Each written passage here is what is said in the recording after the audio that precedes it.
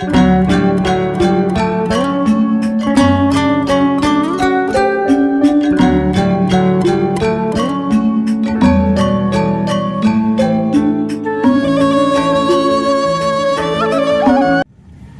sahabat pendidik, Om Swastiastu.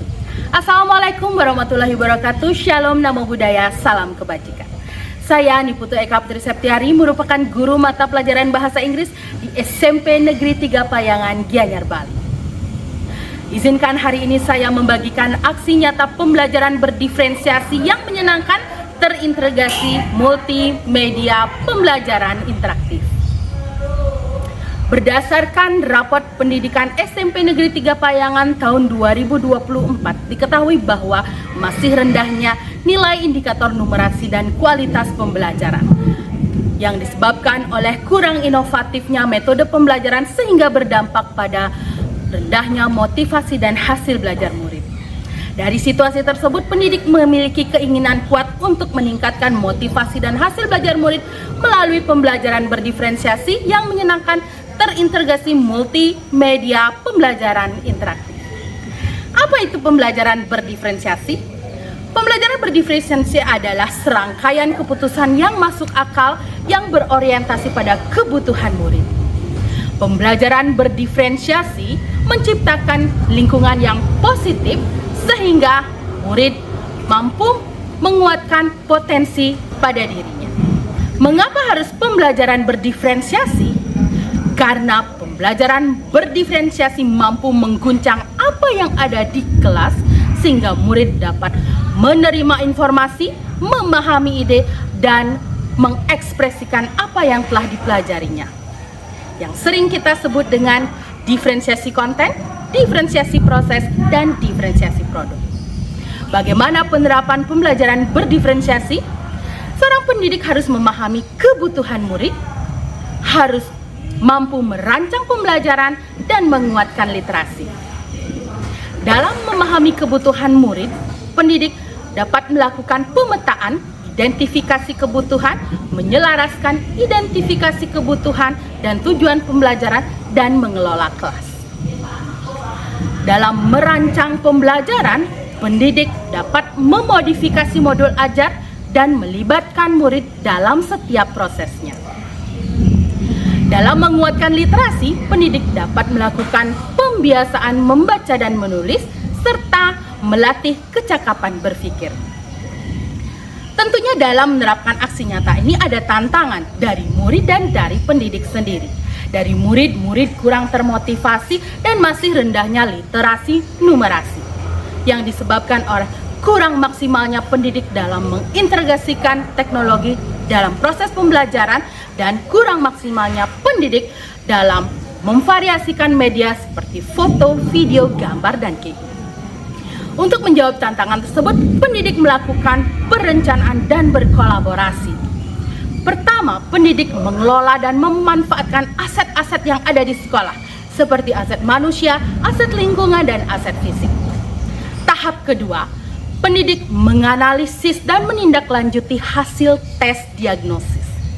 Dari hasil tes diagnosis diketahui bahwa murid memiliki ketertarikan pada media pembelajaran seperti video, gambar, dan game. Tahap ketiga, pendidik melakukan kolaborasi bersama guru mata pelajaran TIK dan memodifikasi modul ajar. Untuk memenuhi kebutuhan murid dengan gaya belajar visual, pendidik membimbing dengan poster dan gambar. Untuk memfasilitasi murid dengan gaya belajar audio, pendidik membimbing dengan memberikan video dan menjelaskan melalui presentasi. Untuk memenuhi kebutuhan murid dengan gaya belajar kinestetik, pendidik mengajak mempresentasikan atau mempraktekkan langsung bagaimana cara membuat es buah. Bagaimana keasikannya dalam proses pembelajaran? Ada 7 C di sini? Ada 7 C di sini? Ada 7 C di sini? Di mana? Di sini ya. Di mana? Di sini ya. Di mana? Di sini ya. Di sini ya. Di sini ya. 7 C. 7 C. Oke, kawan. bulan pembelajaran, pendidik dan murid dengan penuh kesadaran melakukan doa, salam, dan mentaati keyakinan kelas. Dalam inti pembelajaran, pendidik menerapkan sintaks pembelajaran berbasis proyek. Yang pertama adalah penentuan pertanyaan mendasar. Pendidik membagikan game pembelajaran agar murid mampu menjelajahi tujuan pembelajaran, materi pembelajaran, dan latihan-latihan. Dalam perencanaan proyek, pendidik membagi murid menjadi beberapa kelompok secara heterogen. Dalam menyusun jadwal, pendidik menggunakan LKPD untuk merancang atau memberikan batas waktu penyelesaian proyeknya. Fase keempat adalah memantau kemajuan proyek. Fase kelima menguji hasil, murid dengan penuh rasa percaya diri mempresentasikan hasil proyeknya.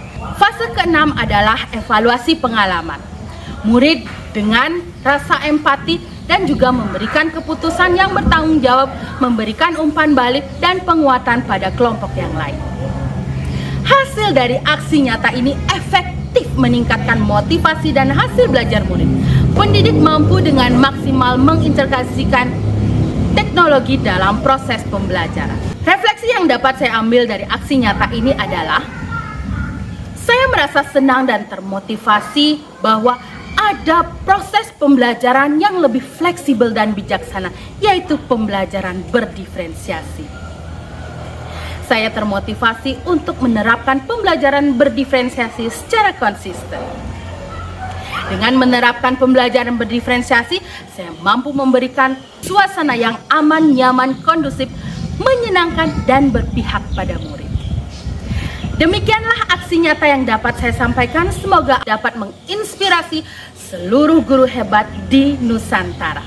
Mari guru di seluruh Indonesia, kita senang belajar, kuat berkolaborasi, dan ceritakan praktik baik kita di seluruh Nusantara. Demikian, Om Santi Santi Santi Om. Assalamualaikum warahmatullahi wabarakatuh. Shalom nama budaya. Sampai jumpa. Saya Nika Dewi Win, saya senang belajar praktek membuat es buah bersama kelompok.